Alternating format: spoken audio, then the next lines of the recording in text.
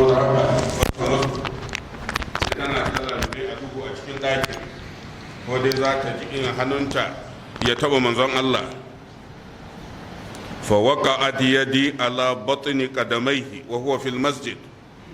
Tana lalube dama daga kofar ɗakin ta sai masallacin annabi, daga kofar ta sai masallaci. Tana laluban nan har dai hannunta ya wuce kofar ya shiga masallaci, sai hannunta ya taba wato sawayen annabi Muhammad, ƙasan sawayen manzon Allah kamar tafin kafansa. Shi annabi ya yi sujuda ya kafa kafafunsa.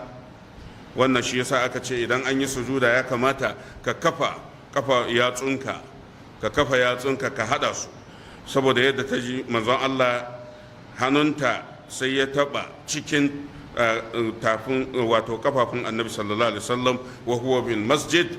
ta ce wa huma mansubatani, hannuna sai ya taba kasan wato sawun annabi, sawayen annabi sallallahu alaihi wasallam. Gashi ya hada su, ya kafa su, ya yi sujuda. Ashe haka ya kamata siffan sujudar musulmi ta kasance.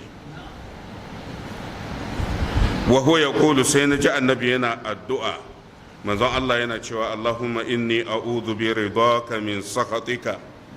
Ya Allah, ina neman tsari ta yardanka game da fushinka, wa bi mu'afatika, kuma ina neman tsari ta yafewarka min uqubatika game da uqubarka, wa a'udhu bika, kuma ina neman tsari da kai minka game da hukuncinka. Ina neman tsari da kai game da hukuncinka. Saboda haka yasa musiba daga Allah ne, maganin musibar ma daga Allah ne. Haka manzon Allah ya karantar da mu.